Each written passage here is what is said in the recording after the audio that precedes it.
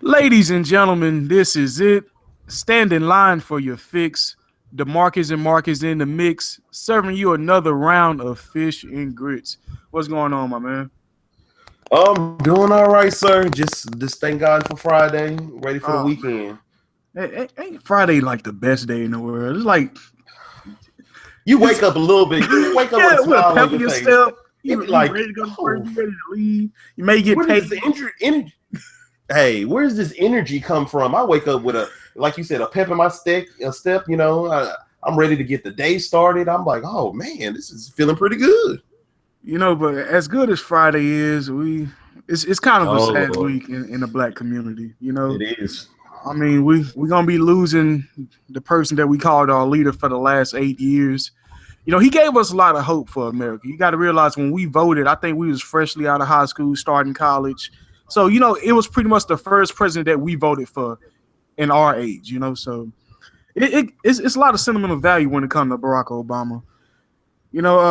He get a lot of backlash from the white community. I still don't understand why. I think he's done a hell of a job these last 8 years with the situation he was given. I mean, Bush Mm-hmm. left this country in the shambles at the end of the Mm-hmm. day.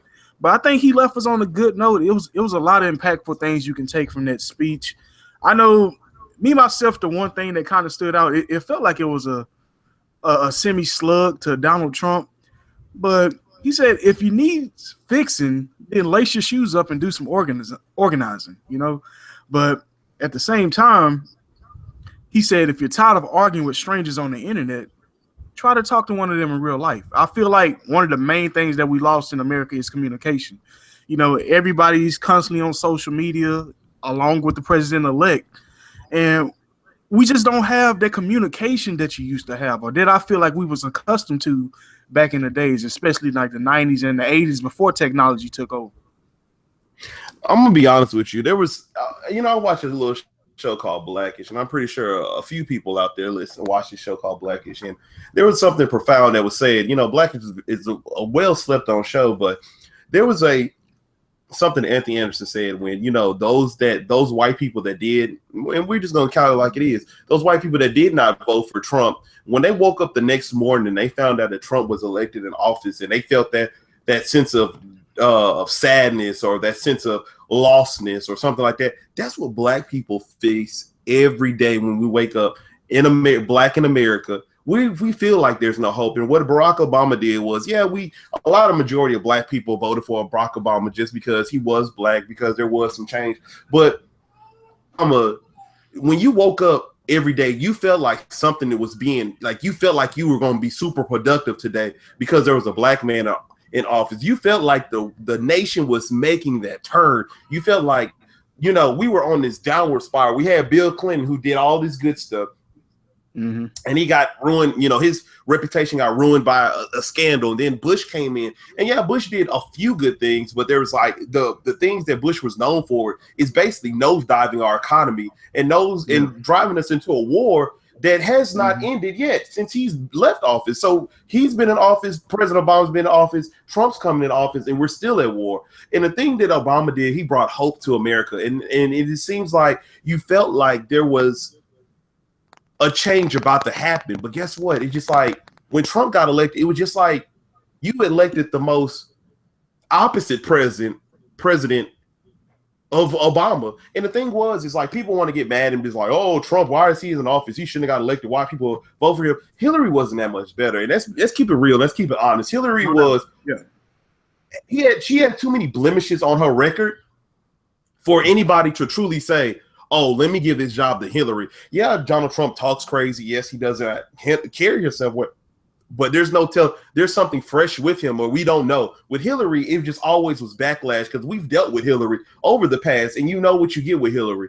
And the thing is, I don't know where America is going to. I don't know where we're heading to in this 2017 year. I don't know what the economy is going to look like with Trump in office. All I can do is pray, and I can reminisce, and I can say that when President Obama, when he left, it felt like a part of you left. It felt like that uncle was like, that came and visited, for a while. That uncle is cool. He chopped it up with you. Y'all had, he took you to like the strip club, or he gave you a first drink. He let everything was going to be all right. And then it was like, one day he's like, hey, guess what? I'm about to go back. You know, I got to go back home. And it's like, yo, no, don't start it. Like, you know, 8 years ain't been long enough. I need some more years with you. I need to see. I honestly think that Obama has done a great thing for this country, but there were so many people that was going against him, and what he had to deal with on a daily basis, and what he endured that people don't see is probably more than we would think we would endure. And I feel for the man, and you could tell that he was sad. You could tell that you could feel that there's like kind of a down environment. If you drive around, you just feel like, man, you know, it sure is cloudy today.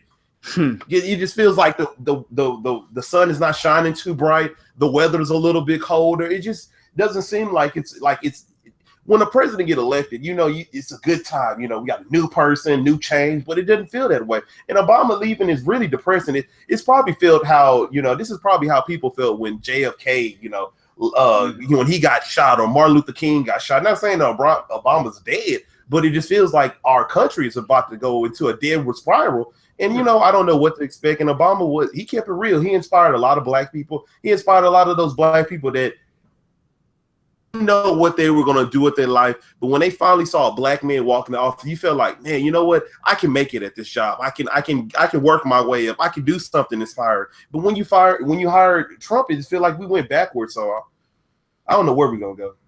Exactly, man. You know, in more words from Obama, there will be a time when the process will disappoint you.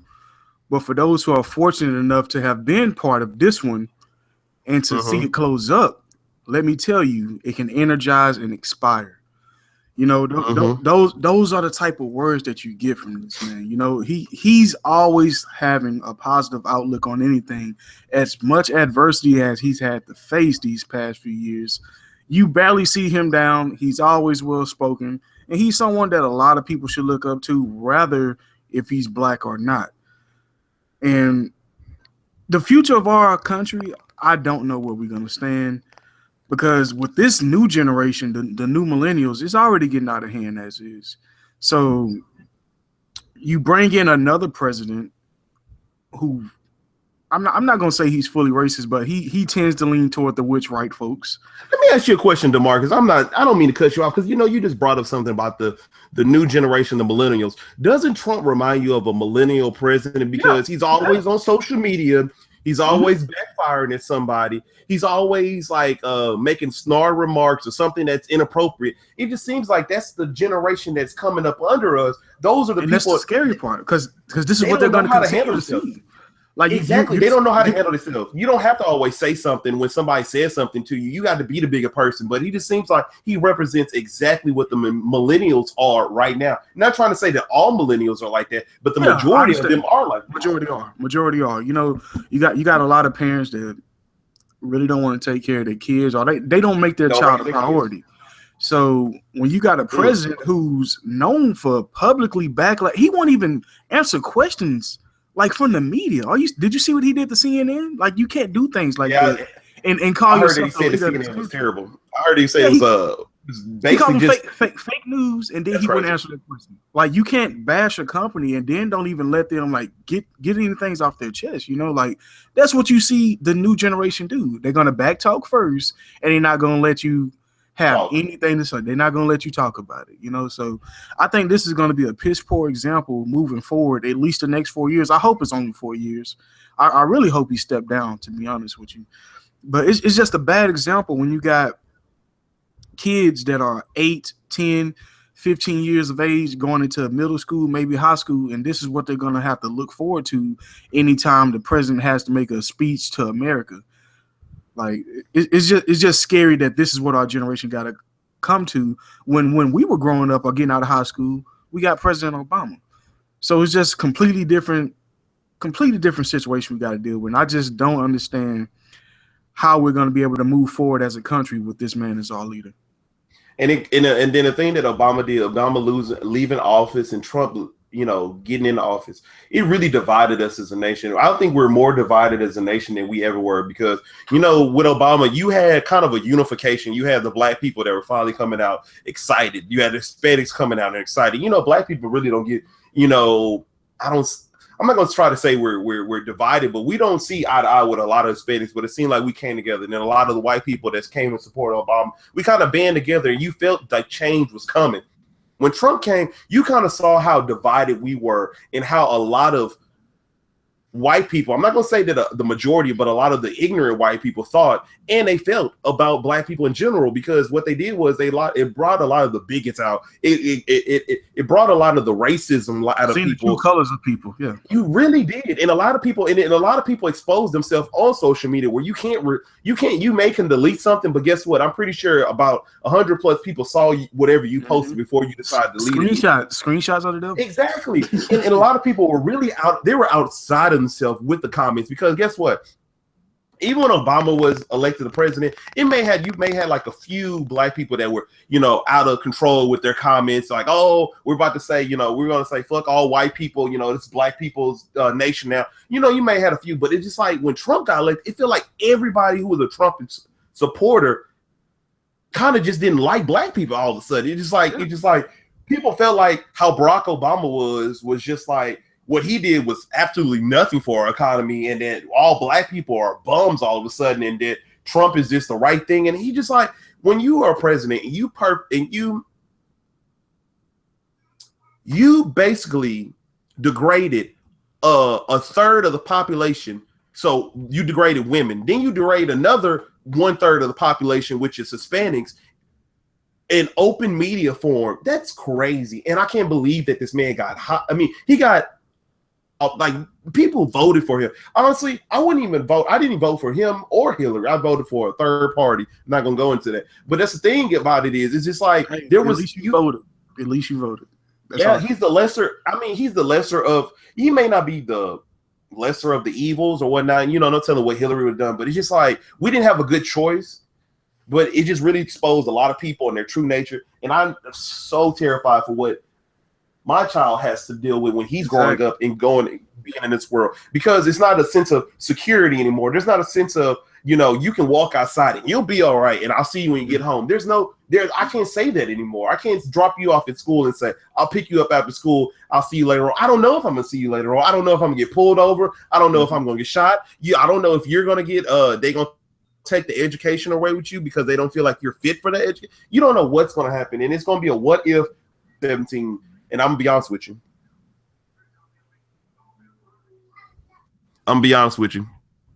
What's up, man? I mean, that's why I would say it's gonna be a what if 2017. You don't like what if things would have been different. I don't know, man. No. You see, and the thing about Trump, he has the platform to do something good for America, but it's really up to him if he actually want to go through with it. Like he's going to be given the ultimate platform. He's going to have the entire house behind him. Anything that he wants to happen, I'm pretty sure they'll push it through. They didn't do that for Barack. Nope. So he has the platform to do something great, to leave his legacy behind, but he can't continue to be as petty as he's been these past few months, especially with the election. And the biggest issue I have, I'm glad you even brought up the fact that you voted for a third party. That's fine. But for people who didn't vote at all to see Donald get elected, and then they got the audacity to say, to complain. That's why I didn't vote. Well, what does that have to do with anything? You didn't vote, so your opinion should not matter. The people that actually voted, that got our ass up early or got our ass to the damn voting place after work, we the ones that should be upset. Because we're actually trying to make a change for America. While you just want to sit there on social media, as soon as you get elected, this is why I don't vote. Our votes don't count. The votes don't count because you never got your ass up and took advantage of it. I'm gonna be honest with you, man. 2016 really sucked. I don't know if it was a bad year. It was a terrible year when it went for black killings, from the whole Colin Kaepernick situation, the whole Trump making it to office, the whole thing that was going on with the war, and is just everything that was just going on. 2016 wasn't great, and I hope 2016 will be better. It's a what if year, like I said. I know there's no telling where this 2017 come, like a year from now, we might be recording a podcast like, dang man, Trump really tore it up out there. He really did a good job. And I want to say that. I want to say that. I want to be able to say that he did something positive. I don't want to go into the candidacy already feeling negative about it, and then he just continued to draw those plans out and make us right. I want to be proven wrong. Mm-hmm. You know? I'm with you. Especially in the situation, like you have a son, Marcus, and I don't want your son to be watching Paw Patrol, and then all of a sudden the president got something to say, and it's something negative. Mm-hmm. You want it to be something positive because children are going to remember. This is going to be their first memories, Mm-hmm. and you want them to have someone positive coming into your TV screen. When Barack Obama spoke, it was always something positive coming to his TV screen. It was always hope. I want a president that can give us hope anytime I got to watch him on our monitor.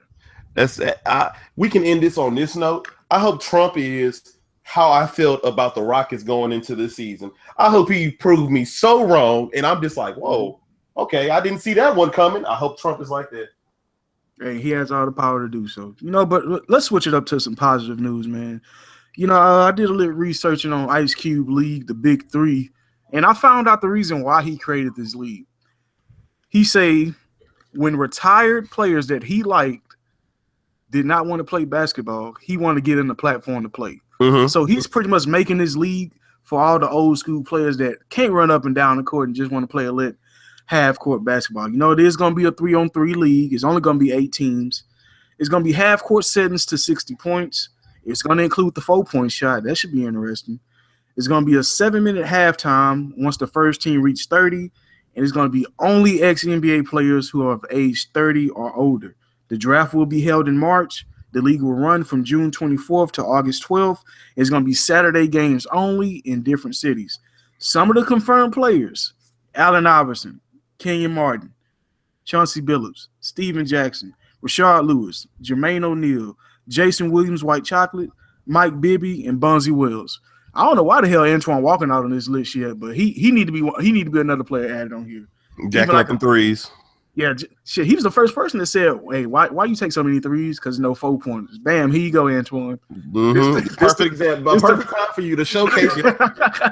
Yeah, you say you want to shoot those 4-point shots. Here you go, man. I think it's gonna be interesting. I just like the fact that we're gonna have something to watch before football season starts. Because it's always that small gap to where me myself, I'm struggling trying to watch baseball or the Olympics or some kind of. Yeah, exactly. I can only do so much baseball. It got to be playoffs. But it's just going to be something entertaining, especially to watch players that we actually know. It's completely different if it was just like random or like D-League players. But if people that we actually grew up watching in the 2000s, I'd be interested to watch that. I think I'll be all ears.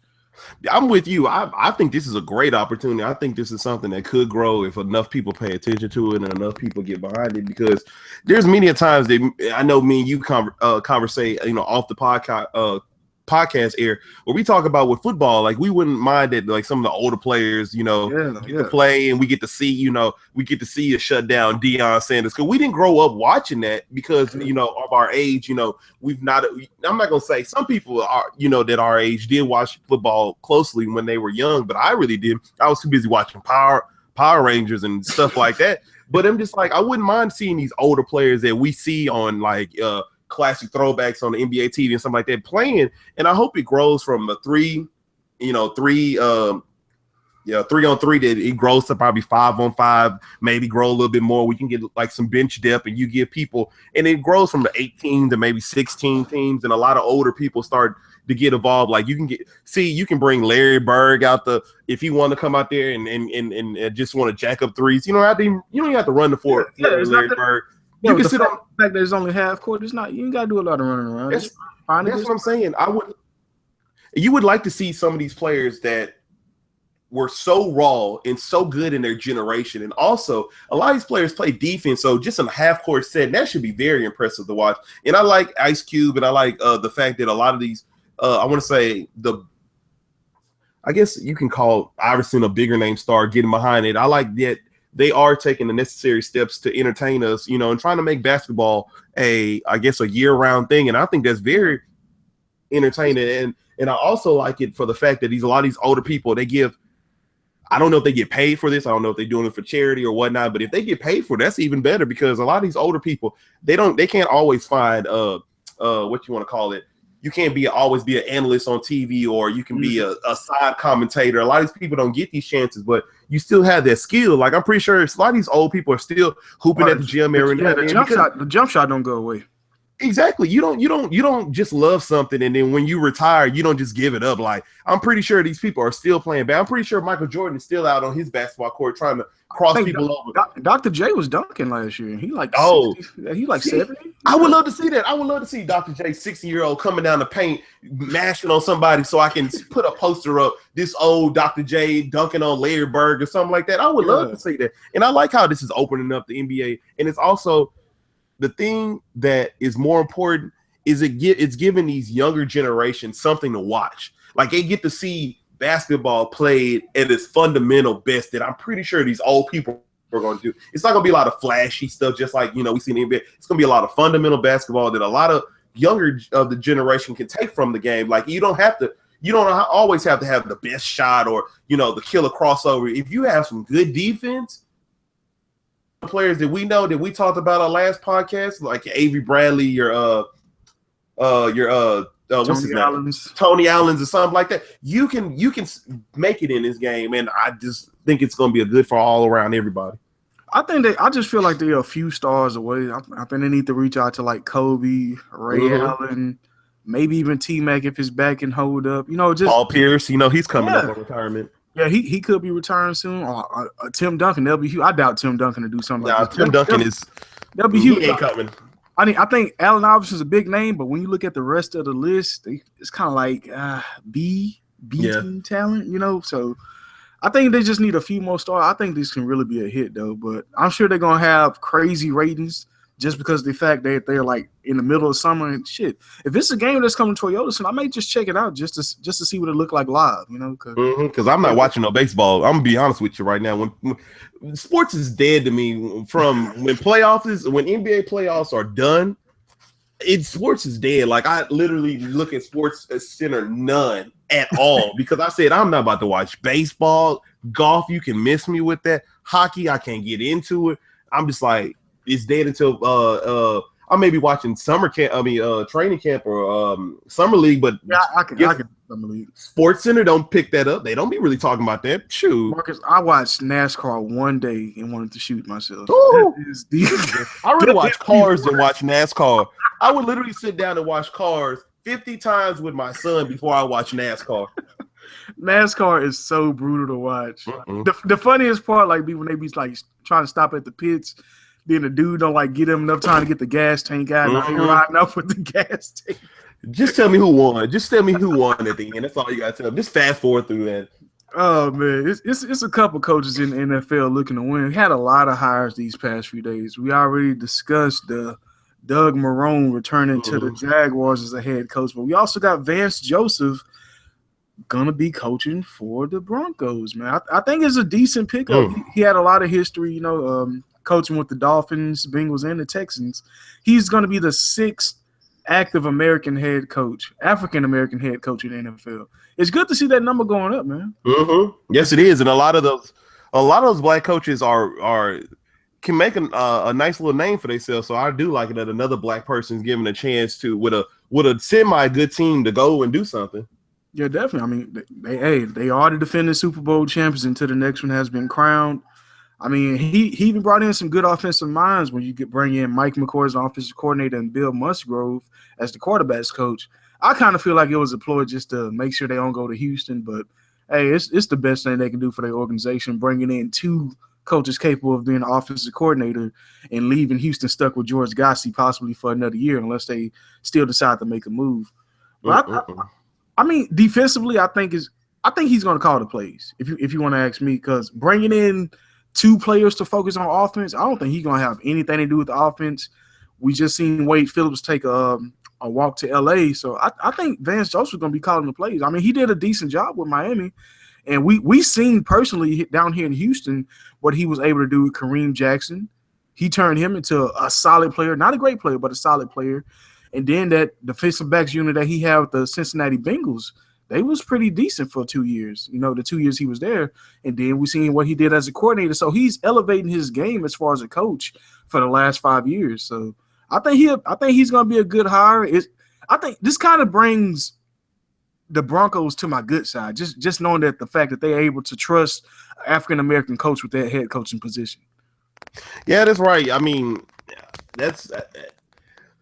Oh man! First of all, Mike McCoy, man, that's a good pickup because Mike Hell of a McCoy, pickup. like that's he's a good offensive coordinator. He can really get the ball rolling. Like it's sad to say what's going on with his situation. Everybody knows what happened, but he always was known to get the ball in the end zone or always make entertaining I guess entertaining football.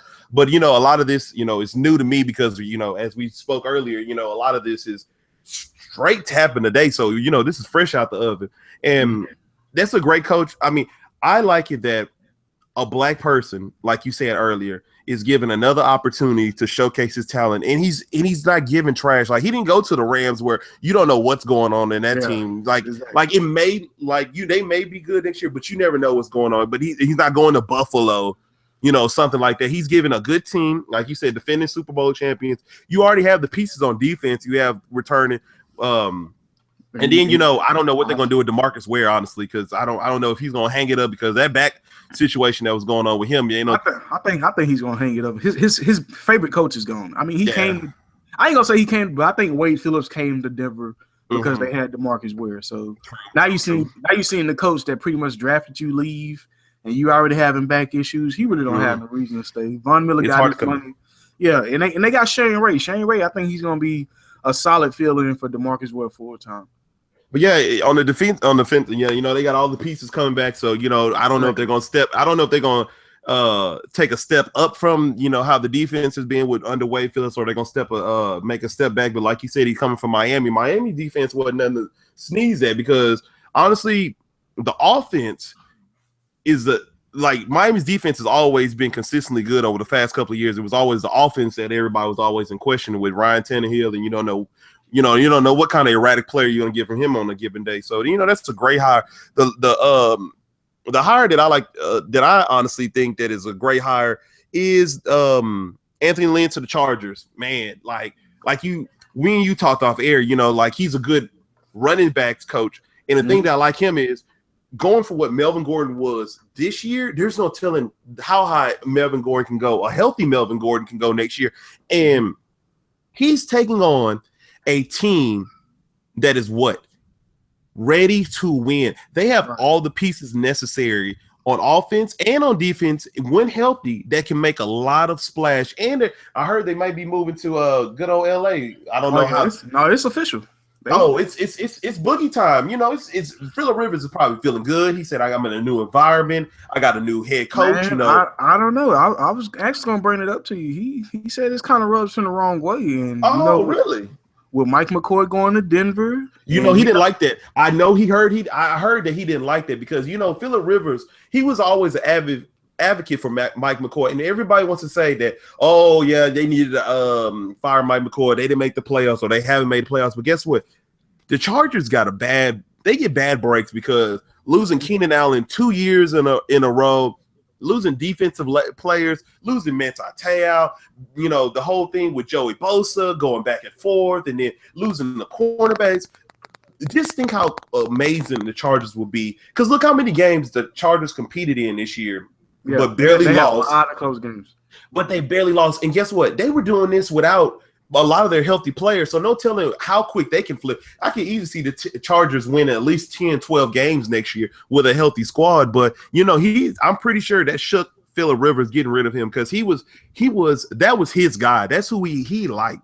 And and once a quarterback likes a certain coach, that's kind of hard to replace. But I believe Anthony Lynn, how he was in Buffalo, he seems like a guy that a lot of people can rally behind. A lot of people seem to gravitate to and like, and a lot of even the Buffalo staff, when they got rid of Rex Ryan and he filled in for Rex Ryan, a lot of them, a lot of that staff was hyping him up, saying that he was a good coach and saying that he was a good players Rex Ryan coach. Actually, he chose his successor. He said, "Hey, Anthony Lynn needs to be the coach when I leave." Like I've never seen that before.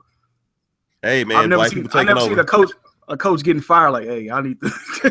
y'all need to hire this dude right now. But the connection I wanted to make with Phillip, I'm about to throw two names out here for you. Let me see if you can make this connection. Brett Favre and Peyton Manning. I'm pretty sure you're like, what the hell is he getting? What kind of? All right, listen to this. When Brett Favre, what he did with them? Well, no. When Brett Favre was ready to lead the Packers, he wanted to stay in the division. They traded him outside. When Peyton Manning was ready to lead the Colts, he wanted to stay in the division. he ended up going to the Broncos. But Peyton originally met with the Titans and the Texans. Now, this is the reason I bring this up with Phillip Rivers. Where's his coach? Oh, his coach is gone, and his coach is with who? The good old Broncos. In Do you the think division. he's gonna go? Oh, hey, man! If Phillip leave, if Phillip leave and go to the Broncos, you might as well hand them the next championship because they're gonna be set. Because there was no If you look at it, the only problem with Denver was their offense wasn't consistent. There was quarterback play. Demaryius Thomas is still a big body. He's still a good player. Like, yeah, his production kind of tailed off. CJ coming back, still got Emmanuel Sanders. CJ coming back. Emmanuel Sanders can run. And then you're going to have that tight end. What is his name? Man, I can't remember his name. He was real good at the black tight end, the one that they hyped up. That kind of Virgil Green? There you go, Virgil Green. He didn't kind of pan out this year, but just him coming in and another year in the offense, there's no telling what they can do. And with a Phillip Rivers, it's all hype, and it'll probably take a lot. But if John Elway really wants to get back to the Super Bowl, he'd call him and try to make that move because we all know that quarterbacks want to play their old team, and there's no better situation than having Mike McCoy with the Broncos, and you're in need of a quarterback. That's true. They are in the need of a quarterback. He's no better situation. But, yeah, I love Anthony Lynn. He continues with our trend that we was just talking about with Vance Joseph. He's actually going to be the 7th active African-American quarterback. Let's go. You know, he had him 2 Super Bowl rings back in the day when he was a running back. He is a Texas Tech product. And, you know, he had some effective rushing games. So this is going to be a ground and pound offense with the Chargers. Like you said, I think this is going to be a big lift for Melvin Gordon. They're going to have to get a better line if they're going to be trying to pound that rock like that. And I think they're going to need get a better backup also. I think it's time for them to give up on Danny Woodhead, especially if they have to. Don't say that. No, they got to get somebody that can get in there and tote that thing about 10 times in between the tackles. Not saying Danny can't do it, but this injury history and he's on the wrong side of 30. I think it'd be better if you get a fresh back. I'm not saying Danny can't produce. Danny can go to any team and be a third down specialist like Darren Sproles. So who do you think that the Chargers should draft somebody or they should trade for somebody? What's up? What do you think? Man, it's a lot of talent out there. I really wish Ray Rice got another chance. I honestly think I really wish. Man, Ray Rice, man, his whole situation. This is what I'm saying. But he was tailing off as a running back though. Like that. Yeah, that's the thing. Yeah, he tailed off that. Oh, I know.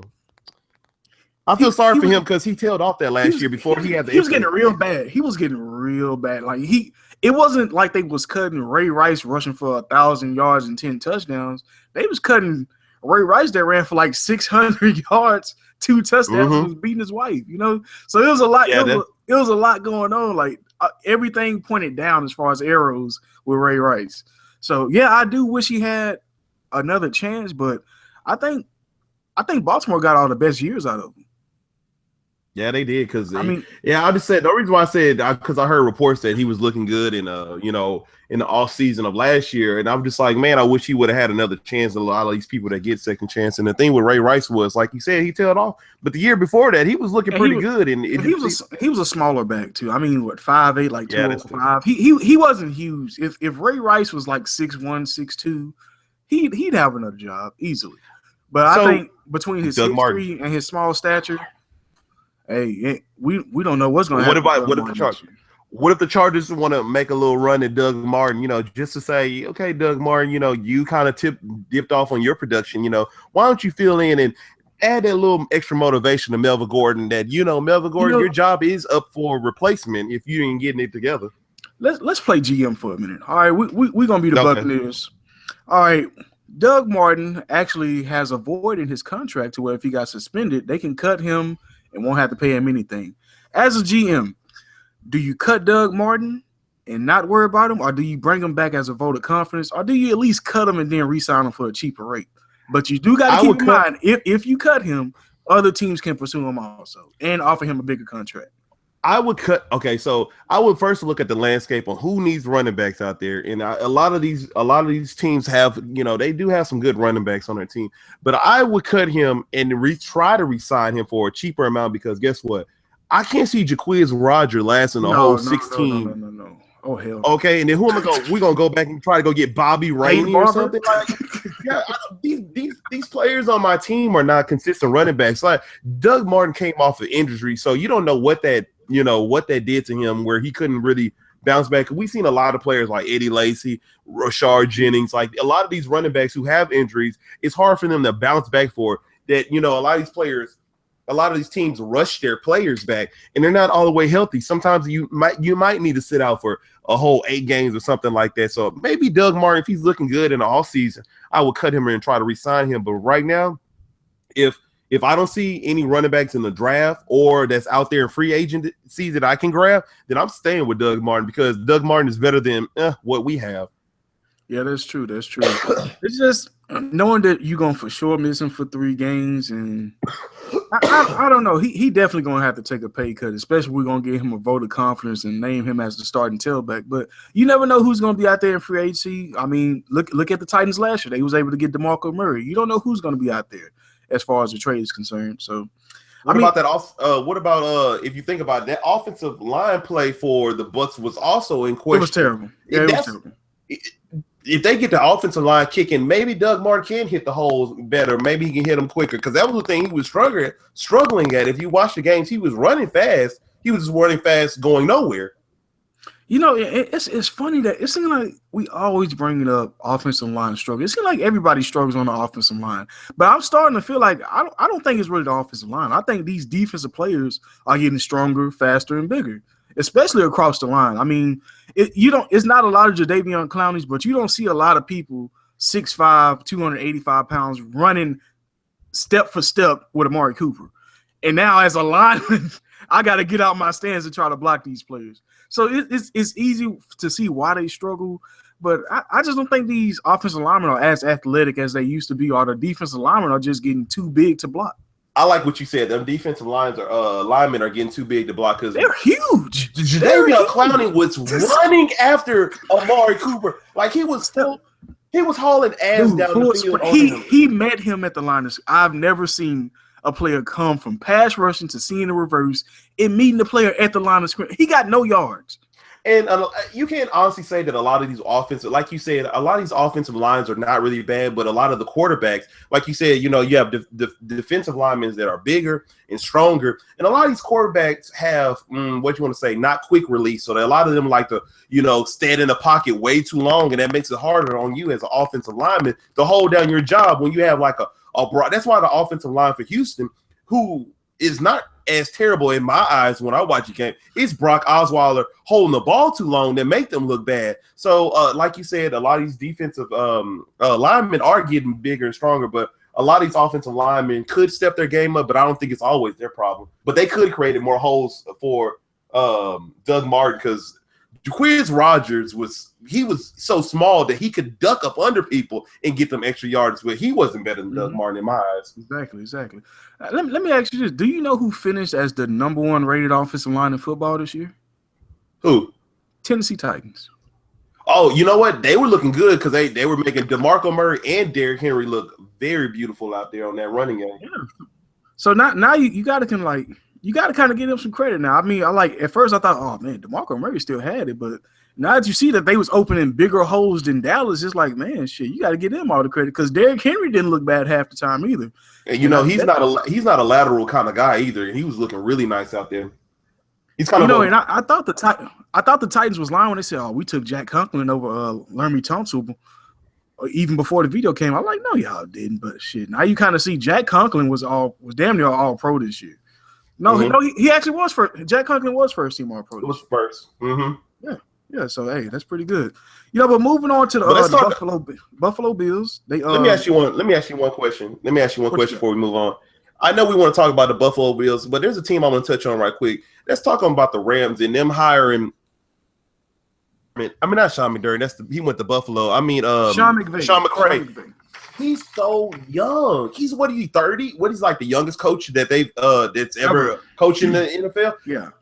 I want to know, do you think he's too young or do you think his age shouldn't be in question? Because guess what? We really want to take a trip down memory lane when what's his name for the Steelers? The coach. Mike Tomlin was 34 when he got hired. and everyone kind of questioned him, and he kind of panned out to be pretty great. But do you think he's too young and he doesn't have enough experience? Now, he did do wonders with that Redskin offense, but can you do that much wonders with, your quarterback who's like a couple of years younger than you, and you really ain't got nobody besides Kenny Britt? Can that transition well, or does he need more time? I mean, it's possible. I mean, you can even throw in Raheem Morris. Raheem Morris had a hell of a first year with with Josh Freeman, but his quarterback kind of got him fired, if you ask me. But I forgot about Josh Freeman. Jesus, man, you took it back. But the fact that he had tutelage under John Gruden and then was able to get his feet wet as an offensive coordinator for 3 years, it's not like he did it for 1 year. I mean, 3 years is a huge sample size. So he's pretty much the reason why Kirk Cousins is considered a franchise quarterback off his play calling. And I think what really won him over is the fact that he feel he can improve Jared Goff's year. But as a head coach, as an interviewer, period, you're going to tell them anything that's going to get you hired. So he's going to have to go out there and prove it, because we've even seen Gary Kubiak say he can fix David Carr. David Carr. We see how that worked out. But I like the fact that he came out with confidence in himself and said, "I'm going to call the plays," and that he's going to bring Wade Phillips to come in on the defensive side. We know how that's great. His first year as a defensive coordinator, and being one of the youngest coaches, and also taking in one of the youngest rosters, and it's with the Rams. At least he has a chance to grow with his team. As long as they gave Jeff Fisher as a head coach, they should at least give him, I want to say, 5 to 7 years just to see how he grows and matures, especially with Jared Goff. But I think it's going to take Jared Goff to have three consecutive piss poor seasons for him to be fired. But if he can get any kind of production, even a 8-8, 500 record, I think he'll be okay. I think he'll be able to grow. I think he can find something to do with Tavon Austin. We've seen the predicaments he's putting Deshaun Jackson in, who we thought, oh man, Deshaun Jackson only do one thing. He can go vertical. Deshaun Jackson's running comeback routes. I think this was the first offense where he started to catch it in the middle of the field. You didn't see that a lot with the Eagles. But he's always downfield threat. Yeah. They had Jeremy Maclin for that. Yeah, but Deshaun was doing post routes. He was doing everything. We seen what he was able to do with Jordan Reed. So I think it's going to be a big increase for Lance Kendricks, because we see how they like to utilize the tight end. I think Todd Gurley should have a better season, especially with an offensive mind like this. They still gonna have to get that line fixed. I know we just had a discussion about the line, but you got to get some kind of protection around Jared Goff. But I think he'll be okay. Now, I think hiring a coach early helps them sometimes. That way they can get those bumps and bruises out the way early. I think it helped out Josh McDaniels. I think it helped out Raheem Morris. I think it helped out John Gruden when he got hired young. And then this is also a person that they consider to be John Gruden 2.0. So it's a lot of positives with this coach. I think he's coming from a good lineage, especially learning behind the Gruden brothers. We've seen how they've been able to have success in the NFL and outside the NFL. And then you have the ultimate vote of confidence in this guy. And this is someone that I think when they went on the official date or whatever, the recruitment, he took Marshall Faulk with him. The owner took Marshall Faulk, and Marshall Faulk gave him a vote of confidence. And Marshall Faulk is a person, to me, doesn't like anybody. He's always critical of somebody. So always, especially on game day morning. Good Lord. Oh, he's critical of everybody. And for him to have the vote of confidence in the 30-year-old coach, it got to be something special going on there. Okay, you know what? This is why people should listen and tune in to us more, because we give concise, good, detailed information that makes you talking about that kind of change it in my mind. And kind of, the Rams is not a bad organization. They don't really have a bad team if you take a look at it. And it's a new city.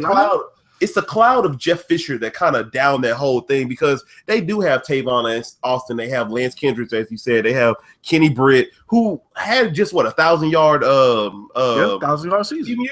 That's good. I think he's still good for a few more years. And if you bring in another wide receivers, if you improve the offensive line, and you kind of create more holes for Todd Gurley to showcase his talent. And Todd Gurley showed this year, the one thing that I can say that Todd Gurley showed that I didn't really notice, that he can catch the ball out the backfield, and he can do pretty well with it. And I think with him, knowing what he's done with the Redskins wide receiving core and what he's done for that team, there's no telling what he can do with these players that he have, because Tavon Austin is basically like a Crowder to me, And if you want to think about it, like, or he can play like the Deshaun Jackson role. Kenny Britt can be like your, I guess you can saw Pierre Garçon, but Kenny Britt is a little bit more bigger than Pierre Garçon because he can do a little bit more. And Ty Gurley can be your Chris Thompson / Matt Jones / whoever else running back you want to, Rob Kelly, whatever you want to do. So he could make a nice little splash. And that Rams defense, the Rams have been 7-9, and they've been mediocre, or they always been 500 for a few years. But guess what? Being 500 is not that bad. Because that means that you're not terrible. That means that you can grow. Because if it's not like he took on like that was a tough division for a few years. That was a very tough division.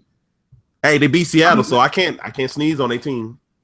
One of the first things you said on one of our podcasts is not what you know, it's who you know.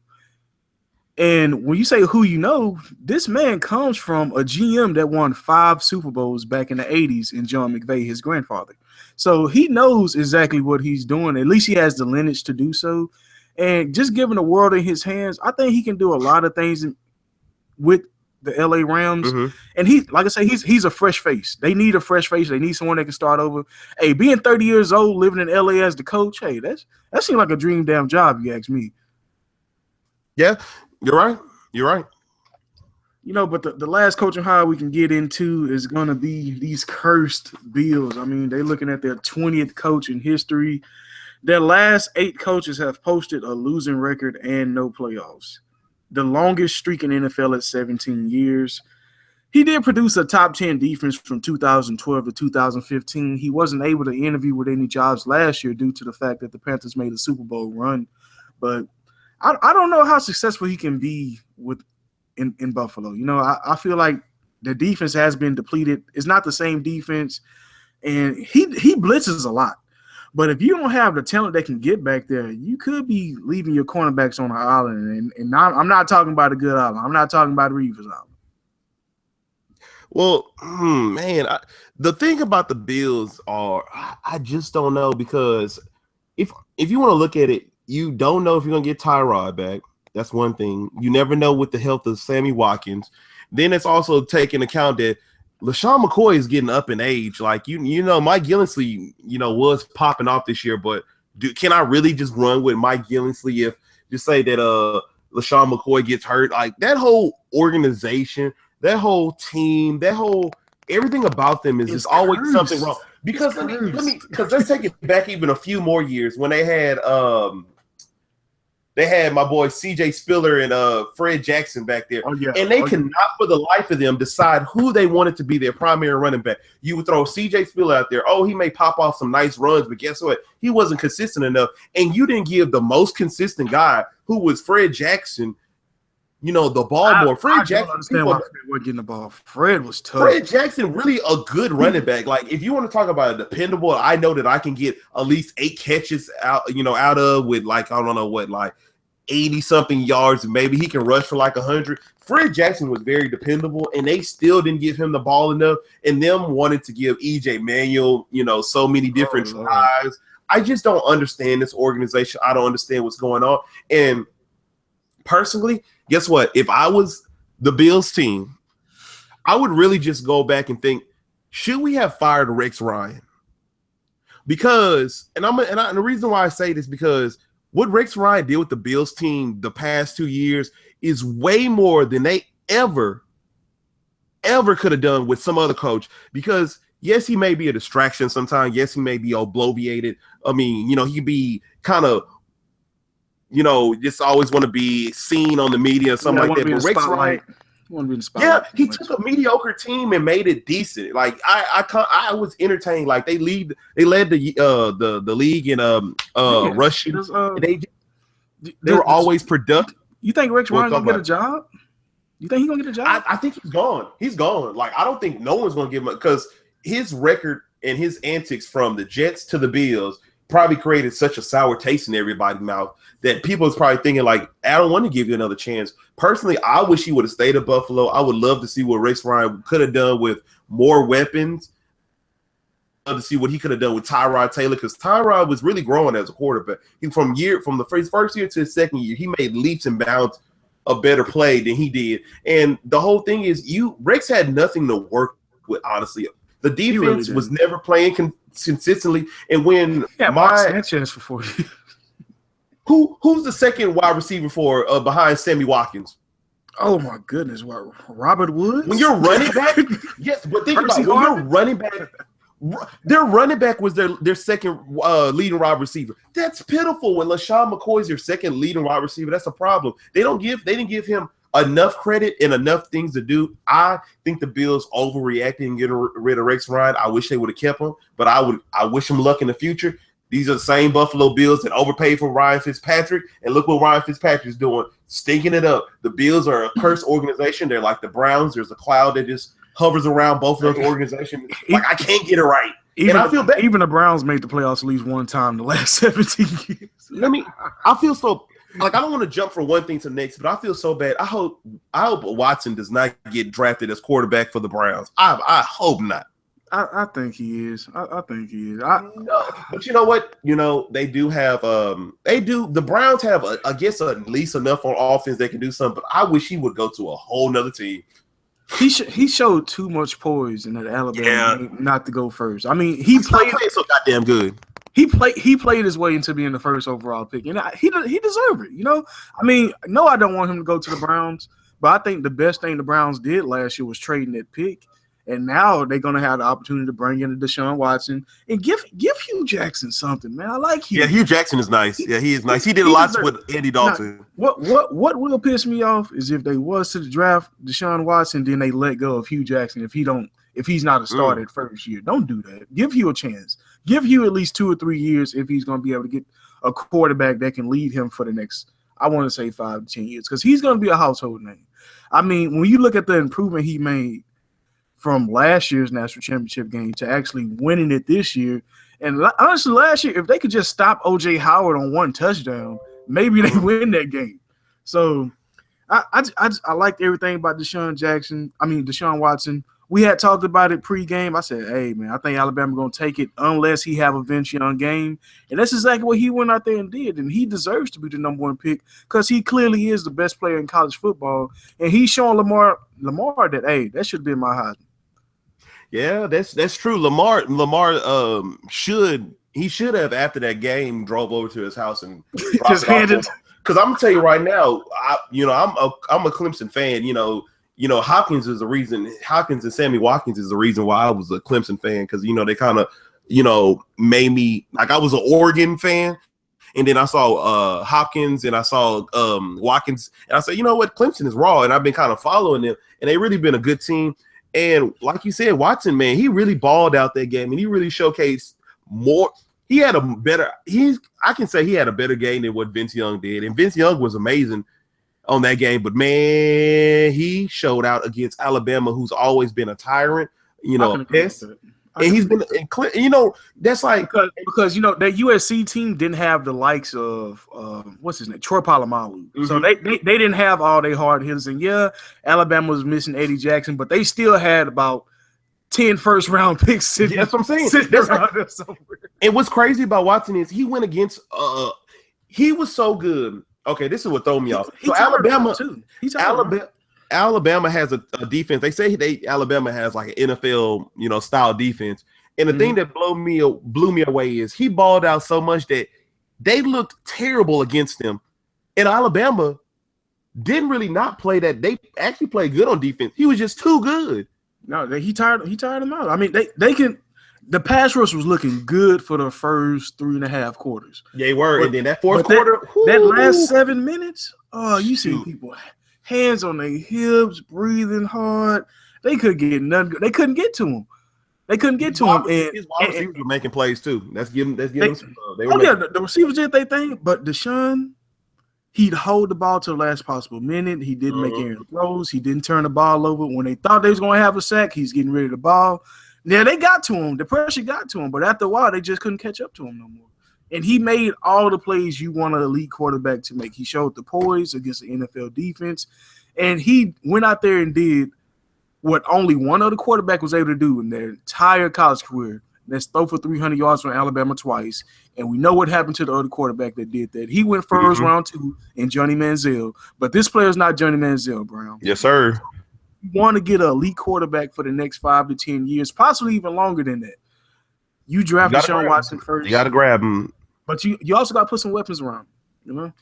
Well, the Browns they got money to spend. You know, Alshon Jeffrey out there. He looking nice. I don't know who else is out there. I haven't, man, you talk about winning the offseason. Deshaun Watson and Alshon Jeffrey. Woo, just toss it up to me. I'm call Michael Floyd. If Michael Floyd do anything in these playoffs, I'm calling him. Yeah. Bro. Well, you know what? The Patriots might want to keep him around. If he balls out this in the playoffs like I think he's gonna do, they may keep it. Remember you said they'll get a supplemental pick. They let him go. I think they let it go. So that's what he wanted. Yeah, that's what Belichick wanted. Yeah, I let him go, get the pick, and hey, somebody else can pay him. But I'm still getting this pick for him. The Cardinals. Yeah, Michael Floyd is a good pick. Yeah. Browns can make a splash. They can make a little splash. And then Crowell's not that terrible of a running back. Honestly, like he's really, if you give him the ball enough and you don't want to do these little check down to Duke Johnson all the time and bring him in and get on my nerve. How about being consistent? Duke can play. Duke is not a starting running back, but that's Darren Sproles. I hate to say it's the Darren Sproles role, but Darren Sproles is the greatest third down running back of all time, if you ask me. So I feel like if anybody can come in and do half the production he does, like from the last 8 years of his career, that's a Darren Sproles type player. And I think Duke Johnson fits that mold, the Danny Woodheads of the world. So I think he can still be effective. I don't think Crowell needs to be there on third downs. I don't think any team should have a running back in all 3 downs, unless your name is Adrian Peterson or Ezekiel Elliott. Or maybe Bell. Or David Johnson. Hey, David Johnson need a break. We clearly seen what happened to him. I'm just glad he didn't tear no ACL or nothing. Boy, I feel David Johnson, man. I'm gonna tell the world we gonna talk on fantasy next week, but David Johnson, we were riding David Johnson all year long. Like he's literally being the most consistent player on my team, and he took my $200 buy-in league. He took my team that lost Keenan Allen and I lost Alshon Jeffrey because he wasn't consistent all year, and he took me to the finals. And what happened to David Johnson? I had David Johnson and Adam Thielen, and you tell me what happened to my team. I didn't win, but man, I thank God for David Johnson. He did great for me all season, but man, talk about not counting when I needed you. That's why you shouldn't play in week 17, America. That's why people need to listen to this. Week 17 is a no-go, and we will talk on that next week. All right, just give him a little tease. What's your running back order? Top 3. What's your running back order? We know who the top 3 are, but what's in particular your top 3? It don't matter what kind of league, just consensus. What's your top 3 running backs in a fantasy football draft? If Le'Veon Bell gets his actor right, he's number 1, and I'm gonna tell you why. Because I can't see David Johnson repeating what he did this year again, because DeMarco Murray, he had that great year. He had an okay year, but it wasn't as great as other ones. And I don't see DeMarco getting the same amount of touches. I think they're gonna lean a little bit more toward Derrick Henry. I think DeMarco's still they're gonna be more 50-50 with the splits next year.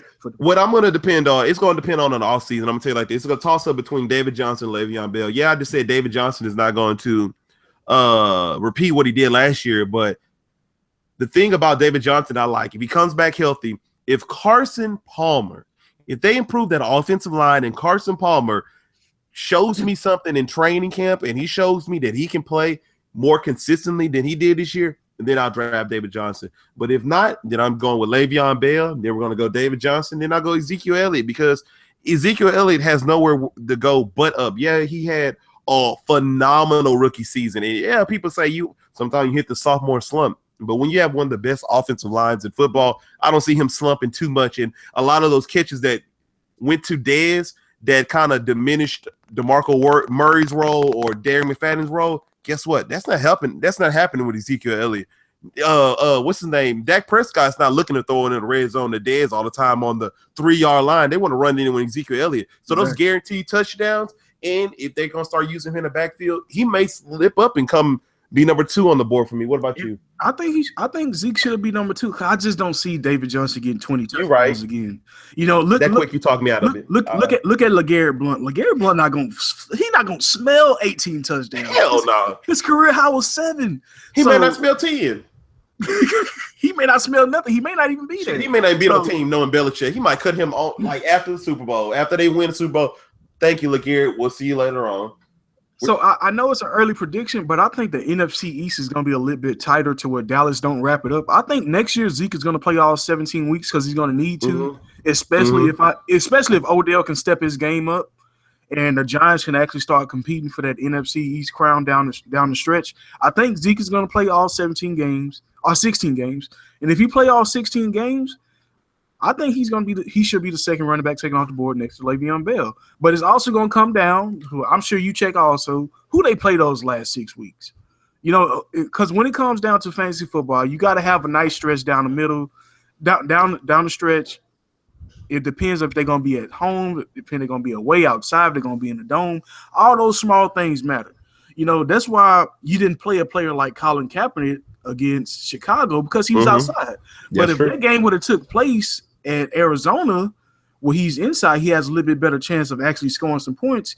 That's going to make all the decision. And that week right there with Colin Kaepernick made or broke a lot of fantasy football teams. And a friend of mine in particular, because he started Colin Kaepernick over Andrew Luck, who came off concussion protocol, and he ended up losing in the second round of playoffs. And he kept setting his lineup, and he realized that if he just would have played Andrew Luck instead of Colin, he would have won the whole thing. Yeah, Colin had them good old 2 points because I remember that. Because guess what, I had him on one of my teams. But guess what? When you have a good team and you can trust, when you can just throw Colin Kaepernick in there and be like, get 2 points and you still win, that's how you know you're a good fantasy player. Definitely, man. What's gonna be today's fresh catch of the day? What you got in mind? The fresh catch of the day is it's a new segment that we're going to bring into, and what it is we talk about things that's on our mind in the media session. And what I want to do is the fresh catch of the day is going to be black shows that people should be tuning into. Yes, they're the only show that's on right now is going to be Blackish. Blackish is the only show, but Blackish deals with a whole bunch of real topics that black people face on a day-to-day basis, but put a comedy spin on it.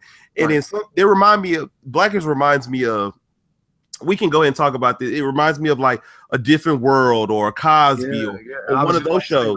It was something that was always, I could see if it got more of a black audience and it could really take off and be one of those, you know, traditional black shows that people love to talk about, because what it does is it gets real serious. And like last night's or 2 nights episode, when they were talking about the election and how we're divided a nation, they got really very real. And, you know, they have Lawrence Fishburne on there, and, you know, you can't get tired of him. And guess what? At the end, people need to realize that Tracy Ellis Ross from Girlfriends is on there. She just won a Golden Globe off of that show. So, you know, it needs to get some attention. Another show there I want to talk about is Atlanta. You know, Atlanta is a funny skit comedy about things that's going on basically in a black man's life, in the daily things that we deal with. And guess what? Donald Glover just won a Golden Globe off of his acting off that show. And the show won a Golden Globe for the best new show and best. That last show hit hard. It's too good. It's too good of a show. And then 2 other shows that also need to get some love is a show called Queen Sugar that's on OWN, and what it is it's about a family that comes together because their father passes away, and he owned a farm, and they inherit this farm from their father, and they band together as brother and sister to take care of the farm and to I guess try to they try to put it in better shape than what it was when he was there. And then you also find out that, you know, this farm, I don't want to drop any spoilers, but you find out things about this property that they inherited. And it's a very good show. And it's just because it's on OWN, you know, a lot of people may, you know, turn their nose up at it just like I did. But once you turn it on and you start watching, this is better than Have and Have Nots, which is a terrible show. And then my last show I want to talk about is if you have HBO or you bootleg things just like a lot of us black people do. There's a show called Insecure that's on HBO it's basically the Sex in the City of black females. And, you know, yes, it's a female geared show, but it's entertaining even to the male audience because you get a lot of good production from the song quality. You get a lot of good characterization of these characters. And another thing is, like, if you can sit up a lot of males, and I know y'all watch Love and Hip Hop and things like that. If you can watch that, you can sit down and give 30 minutes of your time to Insecure, and you can really be amazed by what young talented people can do, because a lot of these shows don't get enough love, and they should get more love. And if you want to support black business and you want to support black power and black empowerment, you need to support black shows. And those are 4 great shows that people don't watch enough of and should watch more of. Right on. Man, that's just fresh out the grease right there. You know, it has been a great episode. Oh, it's been real hot, man. Hopefully these playoffs this week gonna be hot. Hopefully we got some good games in store. We will be back to you guys early next week with all the results and everything that's gonna happen in the sports world and the outside world over this past weekend. So until then, this has been Fish and Grits, and you guys have just been served. Y'all take it easy out there. Enjoy. Eat up.